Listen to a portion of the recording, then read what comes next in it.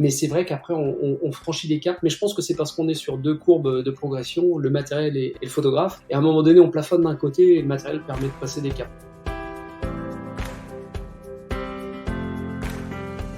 Bonjour et bienvenue dans ce nouvel épisode du podcast Libre et Photographe. C'est le premier épisode de la 12e saison. C'est assez dingue d'annoncer ça et je mesure tout le chemin parcouru depuis le tout premier épisode en 2011 jusqu'à celui-ci. 12 ans d'interview en étant le tout premier podcast d'interview créé sur la photographie et particulièrement sur la photographie animalière. Alors, il y en a plein d'autres aujourd'hui et ça c'est génial parce que ça signifie bien que le format audio plaît de plus en plus et surtout que le thème de la photographie ne s'est jamais aussi bien porté. Pour ceux qui me découvrent et qui ne me connaissent pas et qui écouteraient pour la première fois mon émission, voilà, je suis Régis Moscardini et une fois par semaine, ou un petit peu plus, ça dépend, de l'emploi du temps, eh bien j'interviewe un ou une photographe qui fait de son expertise photo un moyen de gagner de l'argent, alors que ce soit dans une optique réellement professionnelle ou dans le cadre d'une reconversion par exemple, ou juste pour, dans un premier temps, se payer son matos, arrondir ses fins de mois. Je lui pose plein de questions pour que vous puissiez prendre de son expérience et vous en inspirer et j'espère réaliser votre projet à votre tour. C'est le photographe Ken, du pseudo Kenjiscan, qui inaugure cette 12e saison. Ken est militaire de carrière dans la gendarmerie et pratique la photographie depuis ses 20 ans, il en a 40 aujourd'hui, c'est donc un bon paquet d'expériences photo qui vous attendent dans l'interview. J'ai voulu interviewer Ken parce que, le type de photo qu'il pratique a toujours titillé ma curiosité, je le suis depuis très longtemps sur Instagram. Par son éclectisme déjà, il aborde plein de thématiques différentes, mais aussi par son post-traitement au rendu particulier. Puis surtout, il a entamé depuis quelque temps une démarche plus professionnelle en proposant ses services de vente et de vente de tirage, et de shooting photo. Ça n'est encore que le début pour lui, mais il a osé franchir le pas, et c'est aussi ce qu'on va explorer avec Ken. Pour fêter le lancement de cette 12e saison, ce qui serait top, c'est que vous laissiez un commentaire sympa et une bonne note sur l'application Apple Podcast, si évidemment vous utilisez cette plateforme. Je vous souhaite une excellente écoute.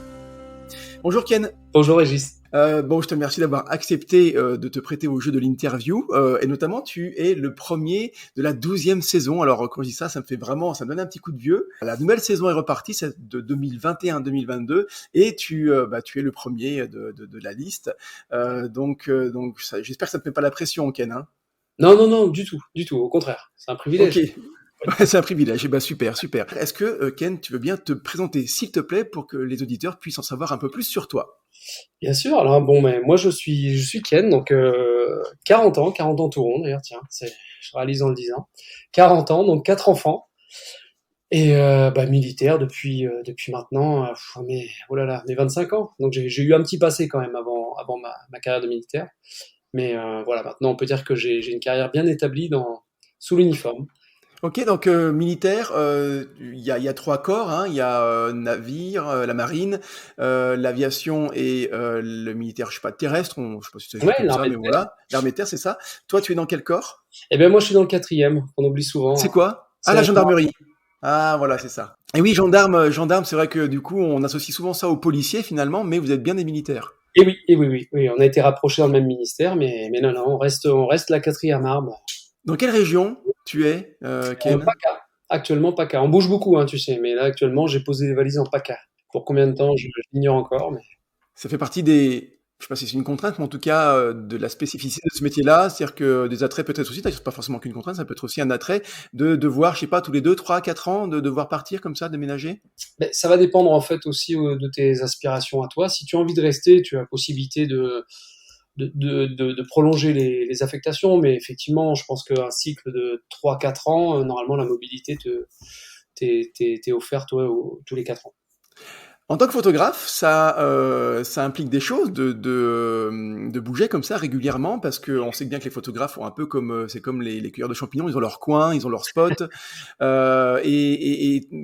voilà, je veux dire quand on arrive dans un nouvel endroit, on ne connaît pas évidemment, toi tu le vis comment finalement ces changements réguliers pour ta pratique photo?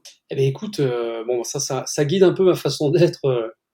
Avec pas mal de choses passées, mais j'essaie toujours de voir le bon côté, le verre à moitié plein, on va dire. Donc, et plutôt que de me focaliser sur les coins que je perds en quittant une région, je me dis que je vais en découvrir pas mal.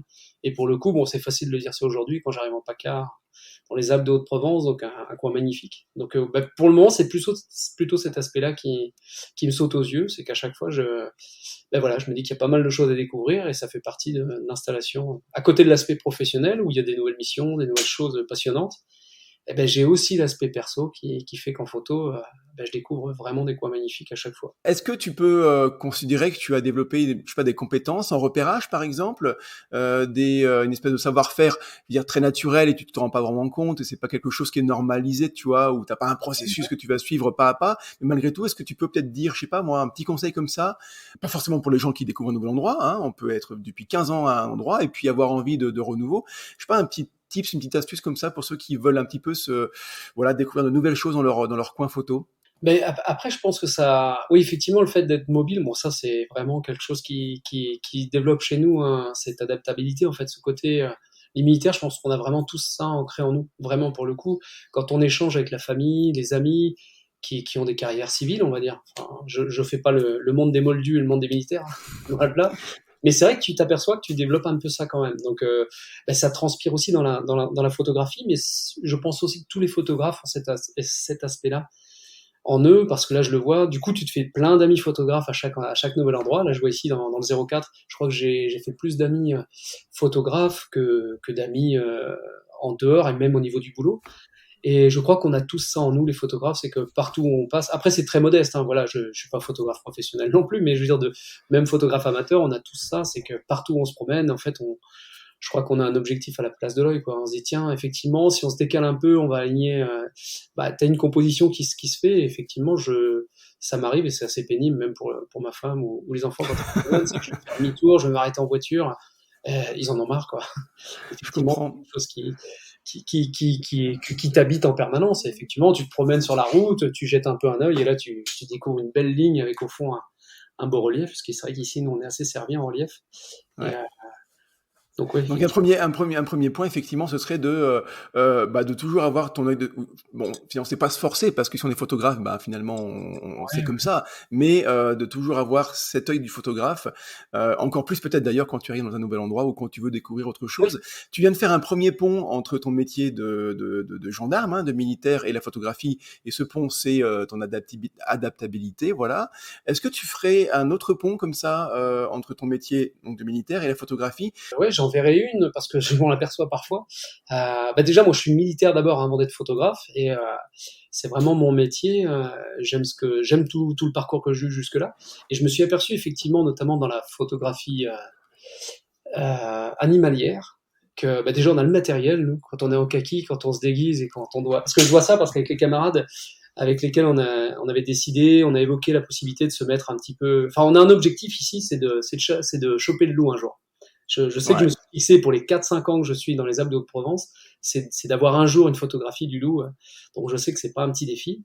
Bon, j'ai déjà Alors vu. juste une parenthèse dans la parenthèse, mais est-ce que les associations naturalistes ont déjà repéré le loup? Est-ce qu'il est déjà, il est en PACA, on sait que dans Oui, les Alpiliers, on sait que dans le Massif central, là où je suis aussi, il est de passage, il s'installe même d'ailleurs par certains endroits. En PACA, c'est la même chose, c'est à peu près le même profil. on est, on, la problématique, je dis problématique parce qu'effectivement, derrière l'aspect photo et passion que moi j'ai pour les animaux, voilà, je sais qu'il y a d'autres angles qu'on peut avoir par rapport à cet animal. Donc oui, le loup est très présent dans le 04, dans le 05, dans le 06, oui, il est là, on en est sûr. Après, on le voit pas toujours parce que ça a des modes de vie et c'est un animal qui est très malin, mais oui, si, il y en a. Donc le kaki, alors si je reviens là-dessus, le kaki, pour le coup, le côté même, c'est du matériel qui te sert toi. Et tiens, alors kaki matériel, pareil, le côté, ben je sais pas comment je pourrais dire.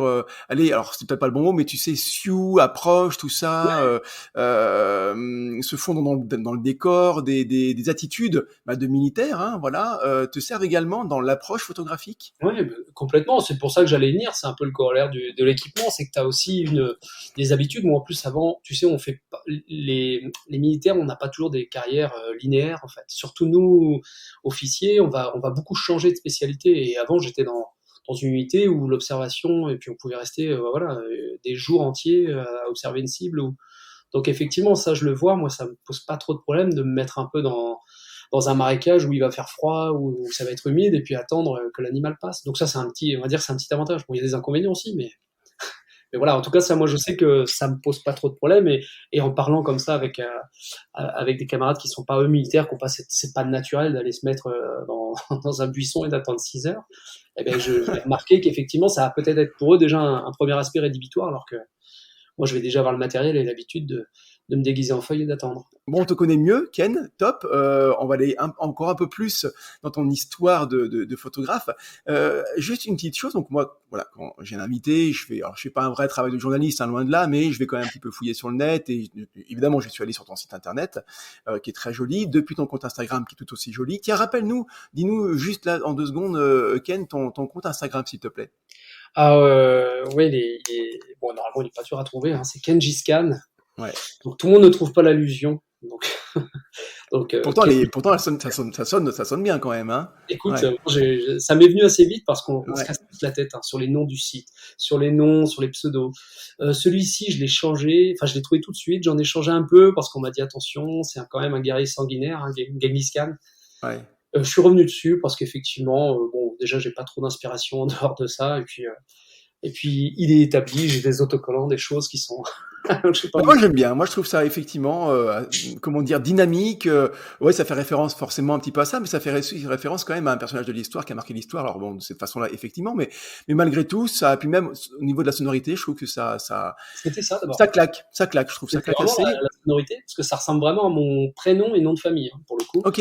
C'est assez ressemblant. Et puis, ben, Oui, il y a une logique aussi derrière ça, quoi. Ouais. ouais. Donc voilà, donc je disais simplement que sur ton site, quand je vais sur la partie à propos, tu commences par la phrase, je te cite, hein, il faut bien s'y résoudre à te présenter.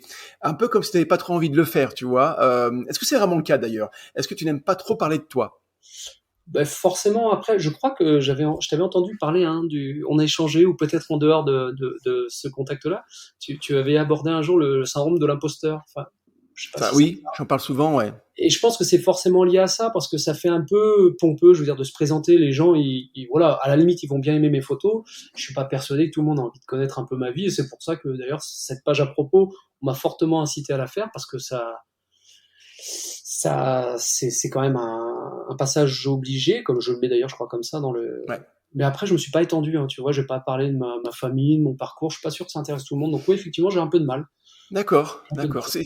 C'est quoi? C'est un peu de là. Alors, l'idée, c'est pas du tout de faire un truc genre psychologie de comptoir, mais est-ce qu'il y a un côté, tu sais, je veux dire artiste dans le sens où, en gros, ton moyen d'expression, c'est la photographie, et que bah c'est pas l'écriture, c'est pas, je sais pas, la musique ou l'oral, voilà, du théâtre par exemple, et que finalement, bah, tu te sens bien à t'exprimer par la photographie, et puis dès qu'il s'agit un peu de sortir de ça, bah t'es moins à l'aise, quoi. C'est peut-être juste ça finalement, non? Bah, j'écris un peu, hein, d'ailleurs, j'écris pas Ah mal. ouais? J'ai même commencé à écrire avant de faire des photos. J'ai quelques livres avec d'autres pseudos qui D'accord. ont été d'ailleurs édités. Non, la photo, oui, je pense que c'est ça qui est plus. J'ai fait le site pour les photos et pas pour moi. Et j'ai pas de prétention, voilà. Enfin, je veux dire, j'ai pas pris la maquette à l'envers. J'ai pas mis Kenji et les photos autour. J'ai d'abord mis les photos. Et puis, bah, effectivement, on m'a dit il faut mettre ça parce que les gens ont besoin de mettre quelques éléments, un nom, des choses derrière. Donc, je l'ai fait, mais en essayant de pas trop le faire. Enfin, j'ai essayé de placer le curseur là où il m'arrangeait un peu, quoi. Il y a une petite D'accord. transition rapide, mais je suis pas persuadé. Et puis, il y a aussi le fait, voilà, j'ai pas envie non plus d'être trop identifié. Et je pense que ça nourrit pas mal aussi ma démarche, c'est de pas être trop identifié par rapport à mon boulot, tu vois. Comme j'ai des fonctions, enfin, j'ai des responsabilités, je sais pas comment ça peut être pris, tu sais, il y a toujours des gens qui peuvent ne pas forcément aller jusqu'au bout de l'interprétation et puis s'arrêter un peu là où ça les arrange. Ok. Oui, effectivement, non, non, mais c'est intéressant ce point de vue-là. Je reviens, ouais, je trouve ce côté qui revient très régulièrement chez les photographes, et moi, je veux dire, je suis aussi passé par là, et j'en vois très souvent. Il suffit de voir un petit peu, tu sais, l'avatar sur les comptes Instagram de tous les photographes que je peux suivre et de plein d'autres que je suis pas d'ailleurs, voilà, forcément. Je suis pas tout le monde, loin de là. Mais il est assez rare, je trouve, de voir dans l'avatar, c'est la petite vignette, hein, de la biographie, la photo du photographe. Et on voit un petit logo, on voit une photo des choses que la photographe photographie, des animaux, de l'architecture, de ce que je sais pas quoi, mais assez rarement finalement, tu vois la tête du photographe. Et alors, il peut y avoir des raisons, on va dire, officielles et que j'entends parfaitement, comme celle que tu viens de dire, à savoir une espèce de pas trop vouloir se montrer par rapport à un autre métier. On sait pas trop comment ça peut être pris. Mais il y a aussi, je pense quand même, et tu l'as soulevé, hein, ce syndrome de l'imposteur, c'est pour l'instant, je me cache un peu derrière mes photographies. Mhm. Moi, je suis quand même persuadé que c'est important que les personnes qui vont découvrir des photographies et celles d'autres personnes puissent savoir quand même qui est derrière. À moins d'avoir une démarche vraiment, à moins que tu vois, quelque part, ça fasse partie de la démarche artistique. Je pense, par exemple, qu'il y a des artistes, on ne sait pas vraiment qui est derrière. Il y en a un, je ne retrouve plus le nom exactement, qui est très connu, c'est un artiste de rue, qui fait pas de la photographie, c'est, Les murs un peu. comment tu dis? Il tague les murs. JR, c'est ça, je crois, non? Il y a un truc. Ça me parle. Ouais, puis, là, c'est Ouais. créatif, hein. Et tu vois, on sait pas vraiment qui est derrière. Il y a une espèce de mythe, tu vois, et ça peut être justement une démarche artistique. Bon, dans la photographie, je le vois assez rarement, et c'est plutôt quelque chose. Je me cache un peu derrière la photographie pour pas trop me Oui, oui. montrer. Et mais voilà, les gens font bien comme ils veulent. Malgré tout, je suis persuadé que c'est bien de sortir un petit peu du bois, tu vois, de se montrer un peu plus, ne serait-ce que quelques photographies de temps à autre sur le feed Insta, pour que les gens qui te suivent puissent un peu s'identifier et se dire c'est lui qui est derrière, c'est intéressant, d'accord, et voilà, peut-être un peu plus connecté, tu vois, avec sa communauté. Voilà, c'est le petit paragraphe comme ça. Alors, même chose, toujours ton site, je suis pas dessus maintenant, mais je suis allé voir, et quand on va voir un petit peu tes pratiques photos, et je trouve ça super, moi je trouve ça génial, mais enfin c'est très éclectique, hein. Alors Ouais. j'ai du portrait, mariage, drone, ciel, intérieur, moteur, sport, et j'ai encore pas tout cité. La diversité, elle est super impressionnante. Comment tu l'expliques toi que tu affiches autant, tu vois, de variété de photographies? Ouais, très simplement par deux choses, c'est que bon, déjà c'est pas une excuse, hein, mais le site je l'ai fait très très vite en fait, très très vite. Bon, en partie grâce à toi quand même, grande partie grâce à toi et à Oh! ton explication, bah, forcément. Techniquement, je suis parti de zéro, hein. Enfin, Ouais. ceux qui ont envie de faire un site partent parfois avec quelques bases en conception, en web. Enfin, moi, je suis parti de zéro. On peut pas faire plus. Donc, je l'ai fait très vite et je sais que j'ai beaucoup buté, notamment parce que mon boulot est très prenant et que c'est quand même ma priorité. J'ai buté voilà, sur des choix à faire, des choix stratégiques. Donc, j'ai regardé pas mal de sites photographes.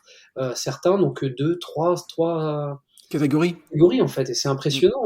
Et grand bien leur en prenne, hein, mais moi j'ai pas réussi en fait. Je savais pas si je devais mettre j'ai même voulu mettre des coins, étant donné que je bouge beaucoup, faire des catégories par coins, c'est-à-dire les Alpes de Haute-Provence, la Normandie, la Bretagne, tout ça d'où je viens. Moi je suis plutôt du nord-ouest, hein, du bord de mer, et je me suis dit que j'avais des super photos bretonnes, mais puis j'ai dit mais non en fait c'est plutôt du paysage. Donc j'ai pas réussi à faire des choix.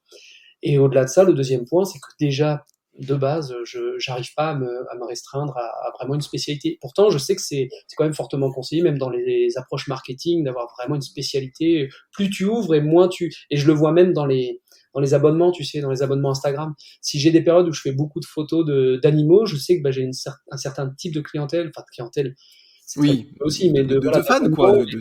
Ouais. Et dès que je vais arrêter, que je vais passer à des photos de véhicules ou même des véhicules militaires, je l'ai fait un peu, là je perds pas mal d'abonnés, ces abonnés qui étaient venus pour les chiens, pour les montagnes. Donc j'ai du mal à me... Mais voilà, au bout d'un moment, je me suis dit, le choix est simple, hein, c'est est-ce que tu travailles pour toi, pour te faire plaisir, ou est-ce que tu travailles pour avoir des likes? Et je crois que j'ai fait mon choix au détriment des likes en fait. Je me suis dit que j'aime beaucoup, je me promène, je vois une superbe moto, elle est alignée avec la lumière, ben, je la prends. Et après, pour la ranger, celle-ci, est-ce que je la mets dans paysage parce qu'il y a une belle lumière, une belle montagne, ou est-ce que je la mets dans moteur? Donc voilà comment est née la catégorie moteur. Alors je crois qu'il n'y a pas beaucoup de photos dedans parce que je passe pas ma vie à prendre des moteurs et des véhicules. Je sais que j'avais fait un shooting aussi pendant une mission d'ailleurs. On avait une mission sur le circuit de la Ferté-Gaucher dans le 77 D'accord. et j'ai eu la chance d'assister à un tournage, mais cette fois-ci vidéo d'un célèbre journal, je sais plus lequel, qui faisait un reportage vidéo avec une Porsche, une Alpine, et j'avais profité de faire des photos. Donc tu vois là, il y avait des voitures, mais parce qu'à ce moment-là, ça m'inspirait. Mais j'arrive pas à me, non, non, j'arrive pas à me fixer.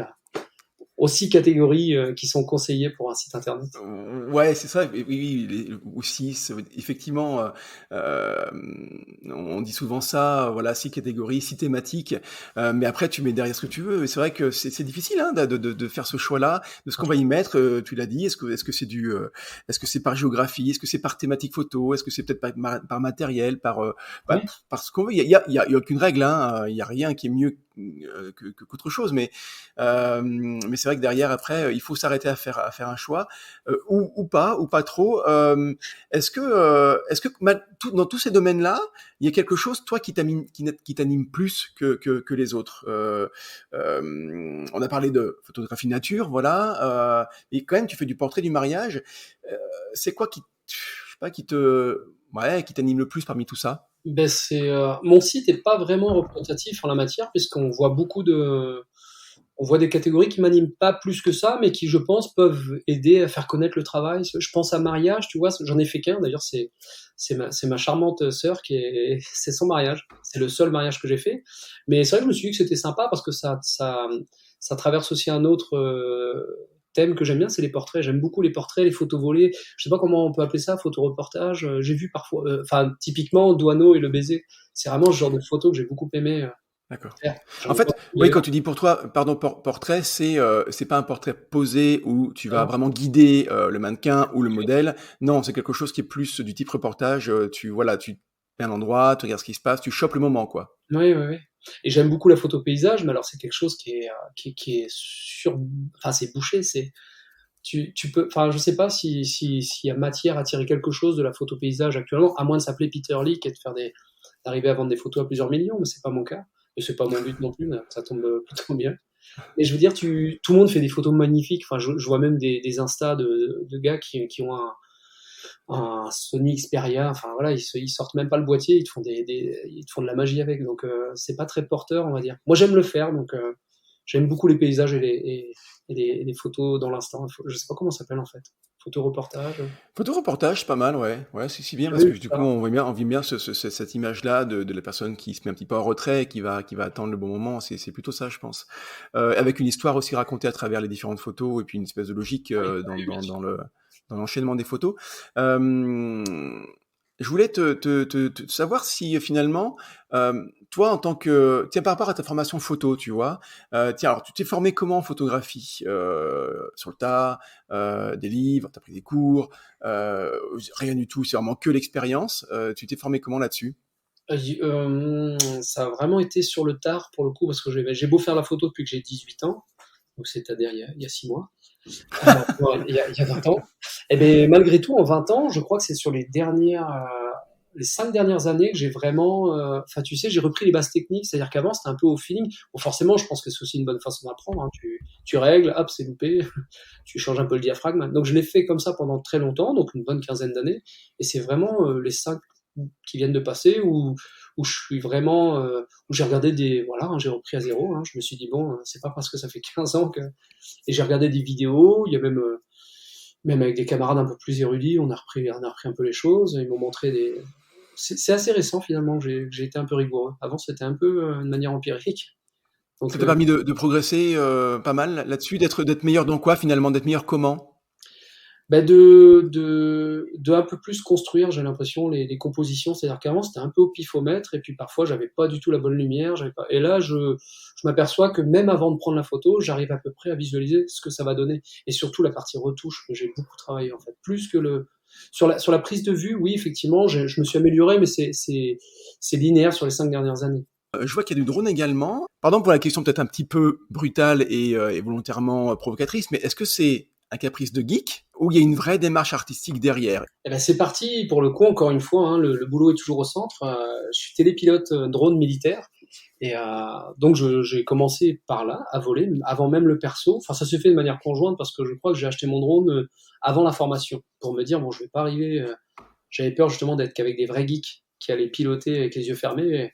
Donc je l'ai acheté en même temps, mais c'est parti du boulot en fait. Télépilote militaire pour nos missions d'observation et pas mal d'autres petites choses. Donc c'est venu comme ça. Et comme à l'époque je me remettais physiquement d'un accident, j'étais un peu moins mobile. Donc plutôt que de me déplacer avec l'appareil, en fait, je me suis dit que le drone allait me permettre d'atteindre des points de vue, des angles un peu différents. Alors j'imagine que tu as aussi, tu peux pas tout dire parce c'est assez confidentiel, mais le drone fait partie de la panoplie maintenant des militaires et particulièrement de la gendarmerie pour. Alors j'imagine tout de suite la mission de surveillance, mais il y a peut-être pas que ça aussi. Est-ce que tu peux nous en parler, allez 2 secondes parce que c'est pas du tout l'objet de l'interview, mais ouais, je suis curieux et le drone du coup sert à quoi et c'est une vraie petite révolution dans le monde chez les militaires le drone. Complètement, complètement. Après, ça te permet d'avoir un œil partout en fait, là où, mais pas l'œil de manière péjorative. Je sais qu'il y a beaucoup cet outil-là colporte quand même des images assez négatives, alors que malgré tout, quand on regarde les missions vont être de quel type, on va avoir des missions de sauvegarde de vie humaine, c'est-à-dire de sauvetage, hein, c'est-à-dire que maintenant les unités de montagne, les unités de plaine, enfin toutes les unités même des SDIS, hein, les pompiers ont des drones pour sauver, hein, c'est pas forcément pour fliquer, on va dire. D'ailleurs, on l'utilise très peu pour ça, hein.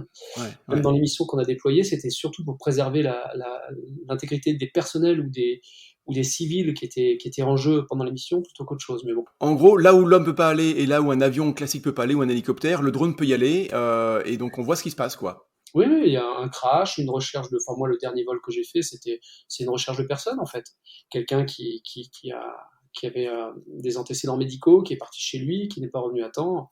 Voilà, on déploie cet outil-là, ça évite d'entamer le potentiel de l'hélico, qui est beaucoup plus onéreux à sortir, qui est plus risqué. Enfin voilà, il y a vraiment des vrais avantages. C'est complémentaire, hein, ça se substitue pas. D'ailleurs, on déploie souvent les deux, pas en même temps, pas aux mêmes endroits, mais non, non, c'est vraiment un outil formidable. Ouais, c'est assez fascinant ouais, tu dois avoir des outils spéciaux développés. Je veux dire, est-ce que l'armée va acheter des DJI comme n'importe qui ou il y a vraiment des outils spéciaux développés pour l'armée parce qu'il faut plus de batterie, parce que je sais pas, il faut plus de résistance, parce qu'il faut pas qu'ils se voient, des choses comme ça? Oui, mais en fait, il y a plusieurs gammes de drones. C'est-à-dire qu'il va y avoir vraiment les drones du quotidien, hein, qui sont vraiment des drones qu'on déploie en cas voilà, il faut rechercher une personne tout de suite là sur le flanc de la montagne. Mais là, on n'a pas besoin d'avoir un drone qui va voir de nuit, par exemple, notamment. Parce que je sais qu'on développe aussi des drones, enfin, on achète des drones qui ont des outils de vision nocturne. On en a déployé, ou alors qui ont vraiment des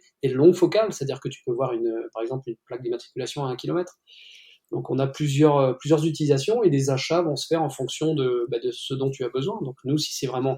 Après, la furtivité avec les drones, c'est quand même un sujet qui reste assez rapidement clos, parce que bon, ça fait du bruit un drone, hein. Donc, mais bon, tu Ah peux oui, pallier eh oui, le manque de furtivité par des capacités de zoom très conséquentes. bien sûr. On a des fois 200, et là, bon, pour le coup, il est très furtif, hein, s'il est à 1 kilomètre de toi. Ouais, non, c'est fascinant, c'est un monde, enfin, je veux Ah, dire, à part non, mais en tout cas, c'est assez fascinant, effectivement.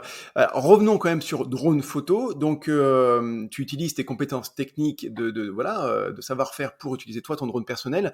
Ça t'a permis d'accéder à des démarches, à quoi comme genre de photographie que tu ne pouvais pas faire avant? les photographies enfin moi j'aime bien, c'est les photos. Enfin après ça, maintenant il y en a pléthore, hein, sur internet, mais c'est vraiment les photos où tu es vraiment la verticale et où il va y avoir des lignes, une composition qui se démarque, alors que vraiment vu du sol c'est tout à fait anodin, hein. Enfin j'avais pris une photo moi d'un champ juste après la neige, donc ça commence, la moitié du champ est un peu enneigé et toutes les petites bêtes. Donc pendant la nuit on marchait et on dessinait des traits, donc ça fait très tableau, alors que tu le vois du sol, t'es dans un champ vert un peu blanc sur les bords. Donc c'est ce genre de composition en fait. Ça révèle des angles et des choses que bon là j'enfonce des portes ouvertes, hein, effectivement. Oui, mais ah ben oui et non en même temps. C'est vrai que effectivement c'est une question de point de vue, forcément. Hein, je veux dire, moi qui fais de la macro un petit peu, bah, évidemment, selon que tu te places par rapport à ton sujet, par dessus, par dessous, sur le côté, trois quarts, machin, ça n'a absolument rien à voir. Je veux dire, le même sujet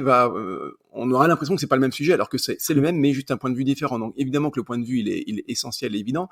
Ceci étant, moi ce qui me vient comme question, c'est autant tout à l'heure on parlait de repérage un petit peu photo, tu vois, en gros c'est toujours avoir son œil de photographe quand tu te déplaces, hein, voilà, pour te noter, tiens ça c'est joli, il y a des belles lignes, tiens en gros un beau paysage avec peut-être potentiellement une belle lumière, mais ça tu peux l'anticiper parce que tu es à ton point de vue d'être humain si tu veux. Un point de vue de drone, tu ne peux pas l'avoir par définition. Comment tu peux anticiper malgré tout le potentiel d'une zone en drone alors que tu n'es pas avec ton drone? Comment tu fais? C'est quoi les moyens? soit enfin, je veux dire, c'est toujours pareil, hein, c'est très modeste, mais tu commences à avoir l'œil. Après, au sol, tu vois qu'il y a des lignes qui se démarquent un peu. Tu vois où tombe un petit peu la végétation, et tu te dis, bah tiens, peut-être que si tu montes un peu, là, ça va aligner la végétation, le Talweg, le versant de la montagne. Et effectivement, ça m'est arrivé, je pense à une que j'ai faite dans les Clus de Barle. Les Clus, c'est vraiment un endroit où se resserre le relief, et où le cours d'eau qui creuse dedans, et ça fait vraiment c'est très minéral, c'est très fort. Souvent, ça fait des lignes très, très acérées. Et donc, ces clus-là, je les avais vus, et je les avais traversés à pied pas mal de fois, et je m'étais toujours dit, le drone ici pourrait donner quelque chose en prenant de la hauteur. Et effectivement, quand c'est monté, on a vraiment une ligne d'eau qui coupe deux montagnes. Enfin, c'est la même en réalité, mais elle a été creusée au milieu. Et ça, tu le développes un peu. Et puis, bah, il y a aussi des fois, c'est la surprise. Tu voles. Moi, j'aime beaucoup voler mon drone. Donc, je le fais voler en me disant, tiens, je vais peut-être trouver quelque chose. Et puis, bah, bim, surprise. Au détour d'une roche ou de quelque chose, tu trouves un point de vue que tu n'avais pas du tout imaginé. Un petit point matériel avant d'aller un peu sur la partie peut-être plus allez, business entrepreneuriale de ta pratique photo. Alors, on a parlé du drone, mais en termes de photographie plus classique, tu as quoi comme type de matériel, Ken? Alors, moi, je suis chez Canon depuis ces fameux 18 ans où j'ai commencé la photo, hein. C'était des argentiques au début. Ça fait dinosaure, hein, de dire ça, c'est vrai. Mais, et ceci étant, moi aussi, j'ai commencé avec l'argentique, hein, j'ai 43 ans, mais moi, c'était l'argentique. J'ai jamais eu de réflexe argentique, mais moi, j'ai eu effectivement les petits, comment ça s'appelle alors les jetables déjà, hein. Je crois que le mot jetable en photographie, si on parle ça à des gamins de 20 ans, maintenant 25 ans, ils vont se dire, mais quoi, un appareil photo jetable, mais c'est quoi ce délire? Ben oui, on avait des appareils photo jetables. On l'achetait, littéralement, on achetait l'appareil photo. On prenait, 36 photos, hein, et puis derrière, on le faisait développer, et l'appareil photo, on le jetait, quoi, clairement. Quand on y pense, c'est assez dingue. Donc l'argentique, finalement, quand on a 40 ans, on est forcément passé par là. Donc tu as commencé avec un réflexe argentique finalement, alors Ken. Réflexe argentique de chez Canon. Alors, je sais plus d'où il est venu, cet argent. Je l'ai encore, c'est génial. Et tout doucement, après, je suis passé à des gammes amateurs. J'ai dû avoir le 400D ou le 350D. Et puis là, c'est vrai que ces derniers temps, je suis un peu monté. Alors, c'est vrai qu'il y a toujours ce postulat où on dit que le matériel fait pas le photographe. Mm. Il est réellement vrai, hein, ce postulat. Mais c'est vrai qu'après, on franchit des caps. Mais je pense que c'est parce qu'on est sur deux courbes de progression, le matériel et le photographe. Et à un moment donné, on plafonne d'un côté, et le matériel permet de passer des caps. Moi, je l'ai vraiment senti, avec notamment, enfin, je dis ça parce que je prépare la fin de ma phrase, c'est que j'ai quand même du bon matériel maintenant. J'ai quand même le Canon R5 et le Canon R6. J'ai deux boîtiers. Donc, je me suis quand même Ouais. dit, Tiens, pourquoi deux boîtiers? Quelle est la raison, l'explication derrière ça? j'ai deux versions, l'officielle ou celle où Alors, si tu peux dire les deux, dis les deux, hein. la vraie. Donc, la vraie, c'est qu'en fait, il y a eu une commande qui ne devait pas se faire et qui a été annulée, mais finalement que j'ai reçue. Donc, je me suis retrouvé dans l'embarras parce que j'ai reçu. Donc, financièrement, j'avais pas prévu ça, donc il a fallu que je m'adapte. Mais bon, après, sur le coup, comme c'était plus possible de le renvoyer, je me suis dit que souvent, on voit les photographes avec deux boîtiers, et c'est vrai que quand tu as deux focales différentes, vraiment, ça change la donne. Après, c'est du confort, hein, sincèrement. Oui. Alors, le confort, c'est juste que t'as pas à changer d'objectif. Voilà. S'il y a une opportunité là dans l'instant, bah en gros t'es prêt, quoi. C'est ça. Complètement, c'est ça. J'ai Okay. vraiment en général une focale fixe à 50 dessus, puis sur l'autre j'ai 70-200 ou plus, et donc ouais, ça. En termes d'objectif, tu as quoi comme range, J'en ai rarement changé, mais je crois que j'ai toujours mon 50-1.4, 70-200 2.8, mon 24-70 2.8, et là justement, comme je suis arrivé dans des belles montagnes et que je voulais mettre un peu le tri pour aller me cacher dans les buissons, j'ai acheté un 150-600 de Sigma. Je vais te dire, tiens, il manque le gros et tu vois le gros caillou, quoi. Hein, et 150-600 Sigma, donc ça fait quand même déjà une belle focale. Et j'allais dire pour le loup, effectivement, bah, il vaut mieux avoir quand même un gros objectif derrière, quoi. Ouais, puis j'ai essayé le doubleur dessus, et c'est vraiment très propre, hein. J'étais surpris d'avoir un 1200 qui est exploitable. Mais bon, c'est là mon discours va un peu frôler, aller à l'encontre de ce postulat dont on parlait tout à l'heure. C'est quand même le matériel.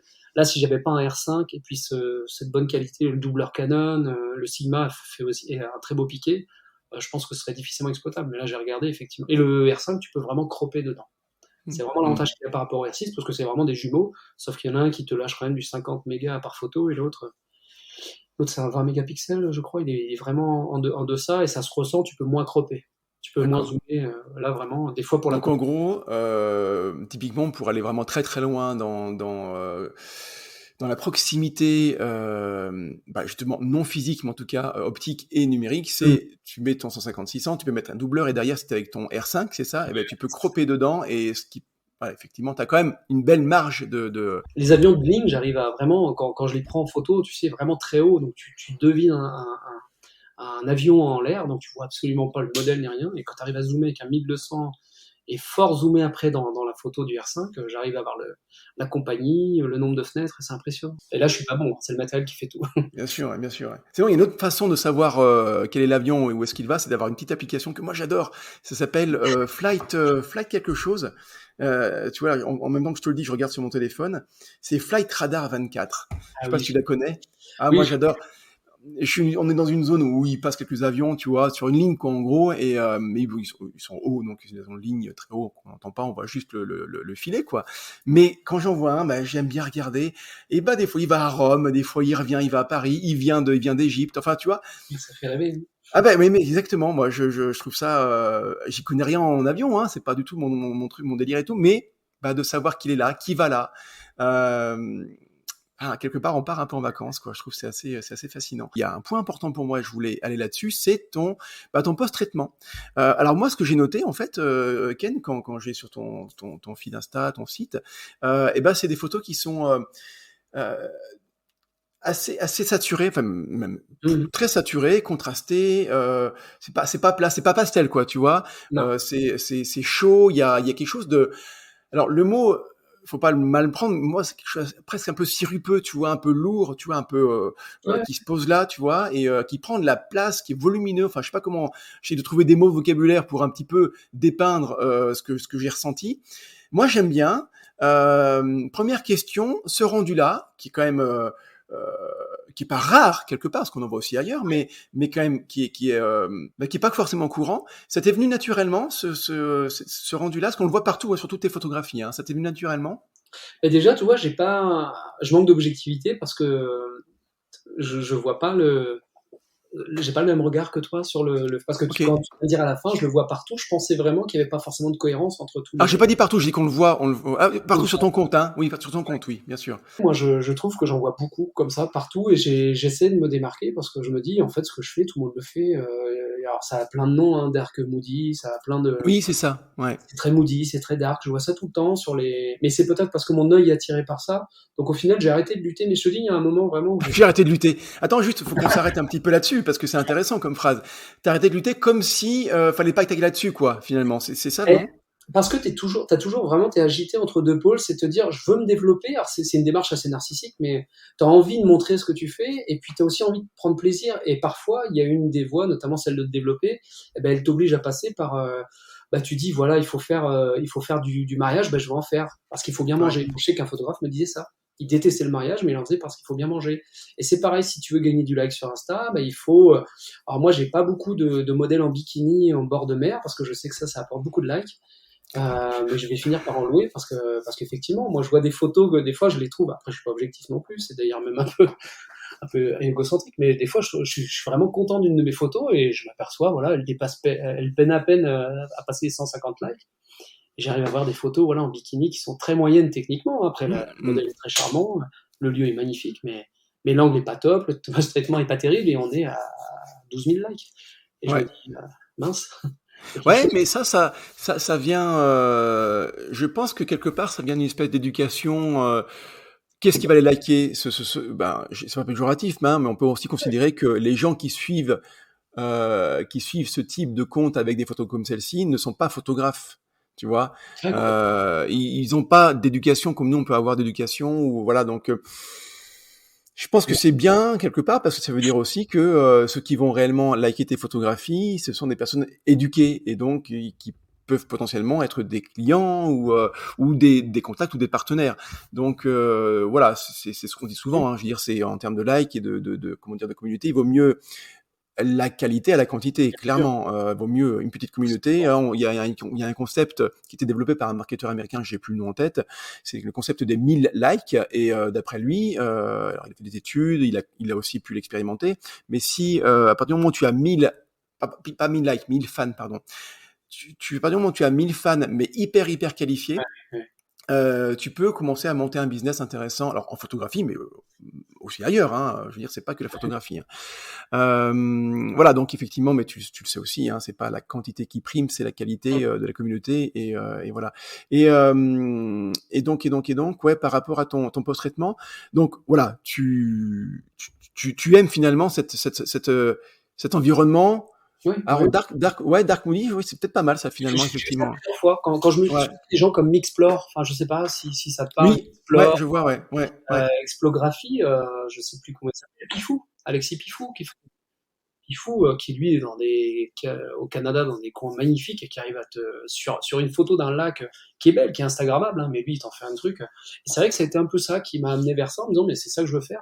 Et j'ai mis un gros accent quand même sur la post-production parce que je vais peut-être dire un truc énorme, hein, je sais que c'est pas bien de le dire, mais j'ai l'impression il est plus facile d'être un très bon post-traiteur qu'un bon photographe en fait. Tu peux prendre n'importe quelle photo, même moyenne, et je l'ai déjà essayé avec des photos où j'ai pas soigné vraiment la compo. Je dis je, mais je l'ai vu avec d'autres photos aussi. Hein. Et t'arriveras plus facilement à faire un truc si tu maîtrises bien la souris que l'appareil.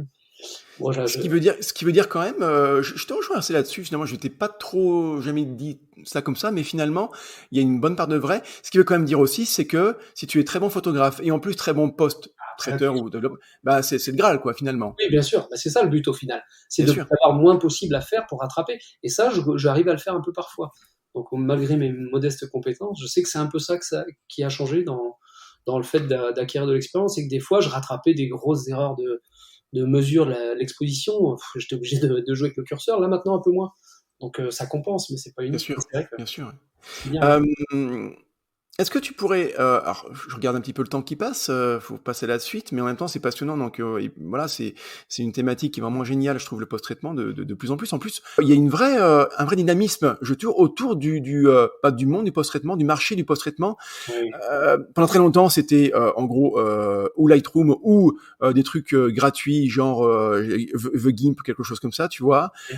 Et ben maintenant, c'est plus vrai, et je trouve ça génial. C'est-à-dire que tu as toujours Lightroom qui est quand même le truc de référence, et c'est mérité. Mais malgré tout, tu as Luminar, tu as DxO1. Il suffit que je le dise pour plus les avoir en tête, mais tu en as d'autres également qui sont quand même très réputés. Il y en a un autre, pourquoi je l'ai plus? Bon, bref, il y en a d'autres. Bref, je veux dire, c'est pas l'offre, et je trouve ça génial. Ça veut dire une chose, c'est que, bah, finalement, la photographie est une partie importante, le matériel, tout ça, on le sait très bien, mais que maintenant, ben, et depuis toujours, hein, forcément, mais bah, voilà, le marché, le grand public, mais aussi les éditeurs ont bien compris que le post-traitement faisait partie de la démarche photographique. Et donc, Ouais, c'est tant ouais. mieux, je trouve, d'avoir autant de logiciels, hein, disons ça comme Bon, ça, c'est limité qui permet aussi. de le faire, quoi. Tu travailles sur quoi d'ailleurs, toi? Et moi, je suis pas un bon exemple, je suis vraiment que sur Lightroom. Vraiment, Eh j'ai vu ben, très bien, ok. toi sur photo. Mais j'arrive pas à sortir de cette vieille conception où Lightroom, c'est vraiment pour les photographes. On fait des retouches sur la luminosité, les couleurs, la colorimétrie, tout ça. Et Photoshop, pour moi, c'est du trucage. Et c'est vrai que j'y suis pas encore. Mais je retire des choses parfois. Ok, Ken, allons un petit peu, si tu veux bien, sur la partie, on va l'appeler business, on va l'appeler commercialisation, on va l'appeler offre, vente, tout ce qui concerne ce monde-là. Donc, c'est pas ton métier, on l'a bien compris, tu es militaire de carrière. Première chose que j'ai envie d'aller un petit peu explorer avec toi, Ken, c'est c'était quoi ta démarche en fait? Quel était je sais pas, le déclic ou le moment? Alors, est-ce que ça a été un déclic de te dire, tiens, et si je vendais mes photographies, ou si je vendais quelque chose là, autour de ma pratique photo, ou c'était quelque chose de plus lissé, de plus linéaire, de plus long? Comment c'était quoi la démarche? Ça a été plus un déclic, oui, effectivement, parce que j'avais toujours repoussé l'idée, parce que tu sais, nous, on est un peu monomaniaques, les militaires, c'est notre vie, c'est notre carrière. Effectivement, le déclic c'est passé le jour où j'ai compris que je pouvais quand même faire quelques activités. Alors forcément, moi, il n'est pas question d'ouvrir une galerie, ou alors il faut que je quitte mon boulot, ce qui n'est pas du tout le cas pour le moment, c'est pas du tout envisageable, ni envisagé. Mais c'est quand j'ai compris que je pouvais quand même, notamment, vendre des tirages, des choses comme ça, et que ce soit, que ça pouvait être conciliable avec ma carrière. Ça a été ça vraiment le déclic, où je me suis dit, mais en fait, je fais d'infidélité à personne, c'est pas concurrentiel, il y aura pas forcément de nuisance d'un côté comme de l'autre. Enfin, surtout pour ma carrière de militaire, parce que Mm. c'était essentiel à ce moment-là. Quelles sont les prestations que tu as? Quel genre de choses tu peux vendre et qui donc te rapportent de l'argent potentiellement? Alors, faut savoir que c'est très récent, hein. Le site et notamment la proposition de ces offres-là, c'est vraiment très très récent. Donc en fait, là, j'ai pas encore vraiment commencé à mettre en pratique. Mais c'est Ok. vrai que j'avais dans l'idée, notamment en plus des tirages, parce que ça c'est transparent pour moi en fait, les tirages sont Mm. sur Internet, il y a la conception et l'envoi, donc ça c'était pas vraiment un problème. Après, c'est plus dans tout ce qui va être physique en présentiel en fait. Donc que ce soit des ateliers photos, je me suis aperçu, alors c'est parti d'un constat tout simple, c'est que j'ai un camarade photographe du 04, là, en PACA, qui a proposé ses services sur Airbnb, apparemment. Moi, j'ai quitté Airbnb il y a quelques temps, hein, très mauvaise expérience avec mes biens, donc j'ai arrêté. Il faut faire attention à ceux qui envisagent de mettre leurs biens sur Airbnb, d'ailleurs. Et du coup, j'avais quitté Airbnb, ça a beaucoup évolué. Maintenant, en plus de tes biens, tu peux proposer tes services. Et ça Ok. s'appelle Airbnb Experience. Tu es D'accord. photographe, tu proposes aux gens qui viennent dans ton coin, dans le Massif central, tu leur proposes une sortie photo animalière. Et voilà, ils vont payer 30, 40, 50 euros. Et tu leur donnes rendez-vous à un endroit et tu fais une petite session avec eux. Et ça, visiblement, il a fait ça un jour. Et je me suis dit, mais pourquoi pas? Parce que moi, je le fais déjà tout seul tous les week-ends, dès que j'ai un repos, ou même en dehors des heures dans la journée. Donc je me suis dit, pourquoi pas faire ça? Donc c'est un peu ça que j'ai dans l'idée, c'est de développer ça. Donc des sorties avec les gens qui voudraient un peu découvrir le coin, parce que c'est vrai qu'on a un peu des atouts, nous, en termes de géographie ici. Donc Ouais, c'est un peu plus difficile à vous proposer ça. vous êtes un peu connu pour ça, mais ouais, d'accord. Donc, euh, la vente de photographie, c'est ce qui vient évidemment le plus facilement, le plus naturellement, et tous les Ouais. photographes pensent à ça, et c'est tout à fait logique. Au-delà de ça, tu cherches à développer d'autres choses parce que voilà, tu as d'autres compétences, enfin, tu as des compétences liées autour de la photographie, dont celle de pouvoir accompagner, de faire profiter Ouais. de tes coins photos finalement. Mais j'avais jamais entendu parler de ce Airbnb. Je trouve ça Airbnb assez Experience. intéressant à creuser évidemment, mais effectivement pourquoi pas. C'est quoi ton but derrière? Alors j'ai bien compris qu'il y avait l'aspect militaire qui te pas qui te fermait parce que c'est pour toi ton métier et j'ai envie de dire, enfin, j'ai l'impression que tu adores ce que tu fais là, mais est-ce que tu prépares un peu ton après militaire, métier de militaire? Est-ce que c'est maintenant pour te payer du matériel, pour quelque part, c'est une question très personnelle, mais en fait, et c'est aussi pour aider. Pourquoi je te pose la question, c'est pour aider ceux qui sont aussi dans cette démarche-là, parce que je sais que cette démarche-là, en tant que photographe amateur, n'est pas facile, parce qu'on a l'impression un petit peu de tomber dans les méchantes sirènes du commerce. Ouais, bien sûr. Oui, mais la photographie c'est de l'art, faut que ça reste pur, ils vont pas vendre ce qu'on sait faire, parce que sinon on n'en sera plus des vrais photographes. Bref, je te passe tous les Ouais, commentaires qu'on peut avoir droite à gauche, mais donc quelque part, je te pose la question, c'est pour aussi aider, nourrir la réflexion de ceux qui sont un peu comme toi maintenant, ou peut-être un peu tu vois, un peu moins avancés. C'est quoi ton but? Ton but, c'est en gros de faire de l'argent pour te payer du matos. C'est pour te préparer un peu, je sais pas, l'après-carrière. C'est quoi quelque part la motivation première en fait avec ces prestations-là? ça reste encore à déterminer pour moi parce qu'effectivement, c'est venu naturellement parce qu'à force, bon, je pense que c'est un peu pour tout le monde pareil, tu as toujours quelqu'un qui va te dire, ah ben, elle est sympa cette photo, tu peux pas me Ouais. vendre. Donc c'est venu par là et effectivement, bon, faut savoir, j'en ai jamais vendu une encore, hein. Je veux vraiment, parce que ça a toujours été des amis et je me sens pas de vendre. Puis en plus, je me sentais pas assez abouti dans le projet pour dire oui, je te vends D'accord. ça. Pour des camarades d'arriver à le faire plus facilement. Moi, je suis pas le goût de la démarche. Mais effectivement, le premier objectif pour moi, c'était d'alimenter, financer le matériel. Parce qu'effectivement, c'est très Ouais, ouais. onéreux. Quand tu as une famille, des choses comme ça, c'est quand même des investissements. Donc c'était plutôt ça le premier objectif.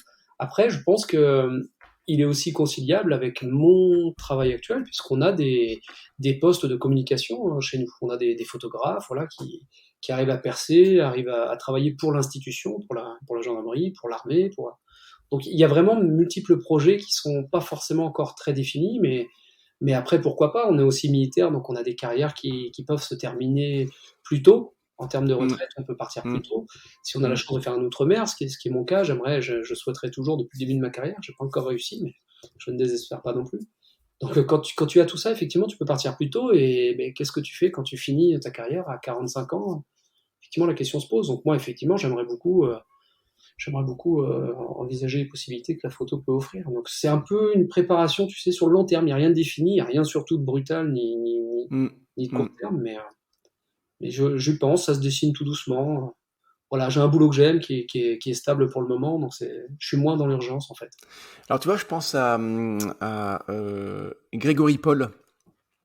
Paul P.O.L., photographe nature, qui était dans la marine, hein, dans l'armée pendant pas mal de temps également, et qui effectivement a pu bénéficier de ce statut-là, de pouvoir partir à la retraite enfin oui, la retraite Ouais, militaire en tout cas, plutôt que n'importe quelle retraite à 62, 3, 4, 5 ans, et qui maintenant effectivement vit de son travail de photographe, alors de ses photographies, de ses galeries, de ses prestations aussi en termes de shooting photo. Donc c'est pour tous les militaires qui nous écoutent, eh bien allez checker un petit peu le site de c'est Grégory Paul, hein, mais Paul P.O.L., Greg Paul aussi sur Instagram. Donc et puis voilà, si vous êtes dans cette démarche-là en tant que militaire, la reconversion militaire vers photographe, c'est quelque chose que lui a vécu, donc vous pouvez aussi voilà aller un petit peu le questionner là-dessus.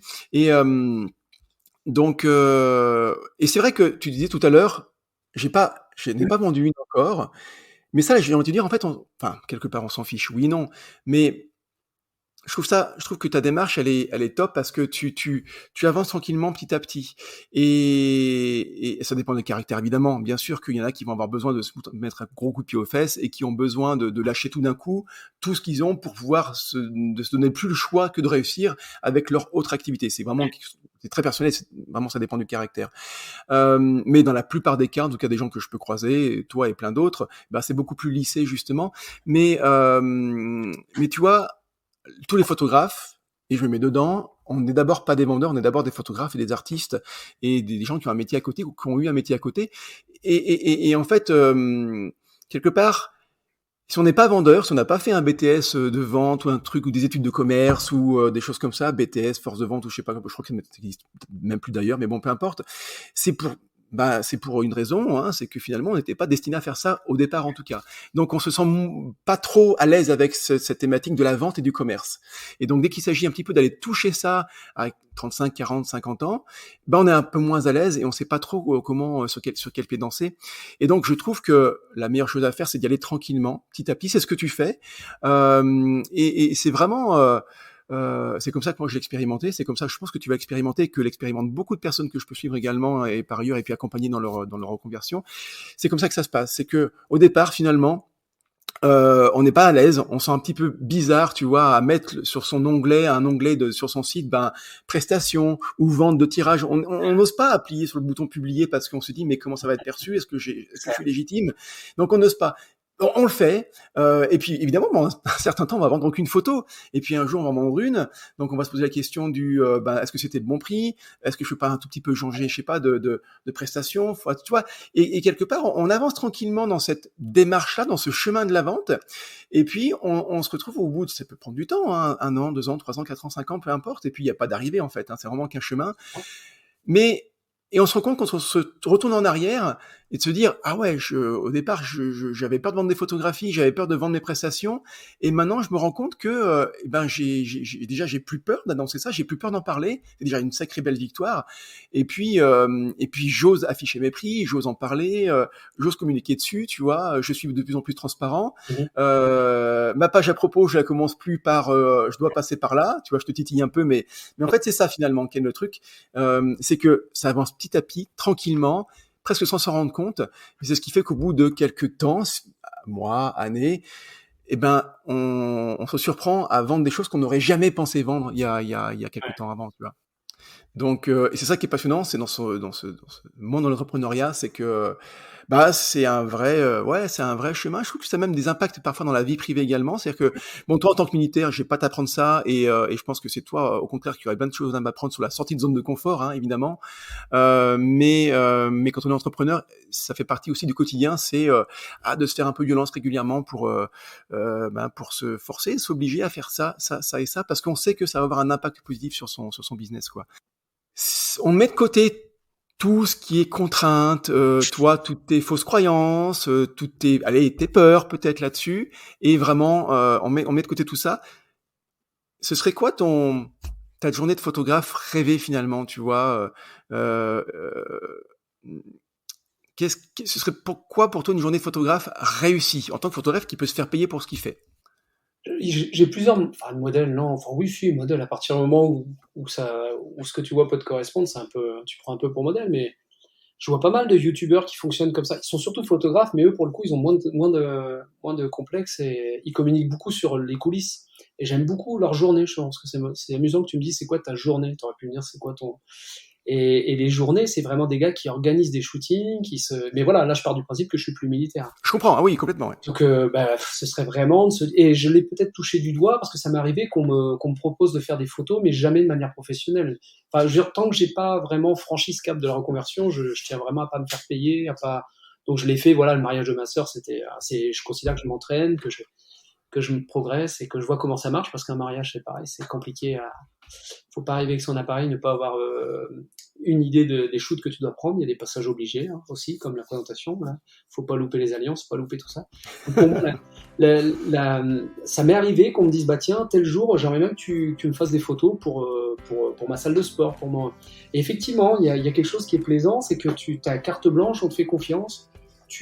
On a vu ce que tu fais, on aime bien ton œil, ton côté un peu dense sur les photos. Et c'est vrai que ce jour-là, quand on m'avait fait cette confiance-là, j'avais bien aimé. Donc moi, je la vois comme ça. Une journée de photographe, c'est qu'on vient te chercher parce que c'est toi, pas parce que il y a plus de photographes dispo pour le mariage. Donc on prend le premier dans l'annuaire. On vient te chercher toi. Quoi. Donc c'est un peu ça. On vient, on te demande, on te dit j'aimerais bien que tu fasses quelque chose, tu crées du contenu pour moi ou voilà pour mon chien. J'ai vu photographe pour chien, ça marche bien. Ouais. Tu sais, nous les militaires, on n'est pas très doués pour avoir un retour.